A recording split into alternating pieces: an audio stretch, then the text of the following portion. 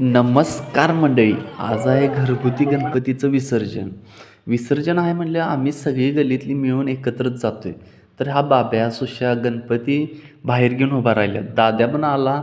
दाद्या आल्यानंतर सुनील पवार आलं. गल्लीतली सगळी पब्लिक एकत्र झालं आणि गल्लीच्या सुरुवातीला उभं राहिलेत सगळी एकत्र जायचं म्हणून. मग काय शेवटचं एक सगळ्यांबरोबर शूट घेतलं आणि डायरेक्ट गेलो तळ्यावरच आमच्या सगळ्या गणेश विसर्जन मूर्त्या होत्या त्या.